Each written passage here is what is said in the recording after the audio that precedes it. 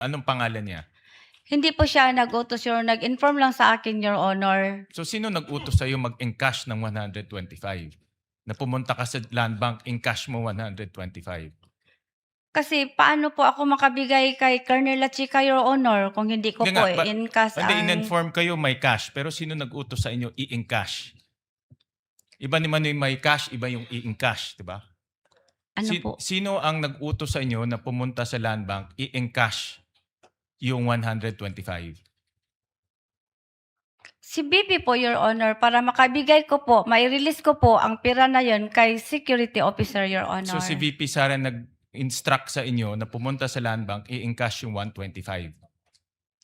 Ang sabi po niya sa akin, Your Honor, pag ma-encash ko ang pera, Your Honor, i-release ko po sa security officer, Your Honor, Siya na rin ba nag-utos sa inyo pumunta sa land bank?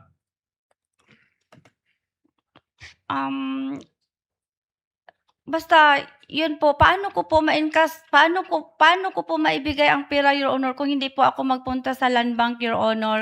Paano ko po ibigay ang cash doon sa security officer, Your Honor, na sinabi ni Ma'am BP na pag ma-encash ko, ibigay ko sa kanya, kung hindi po ako magpunta sa bangko, Your Honor, para ipa-encash ang cheque po. Ang tanong ko is, sino ang nag-utos sa inyo pumunta sa land bank para mag-encash? Yun, ganun kasimple lang. Sino ang tumawag sa inyo, nagsabi sa inyo, punta ka sa land bank, encash mo yung 125? Ang pagsabi po sa akin, Your Honor, yung sa cash division namin, ganito po, Your Honor, Ma'am Gina, handa na po ang cheque. At pwede na din po kayo magpunta sa bangko. Na i-encash? Opo, Your Honor.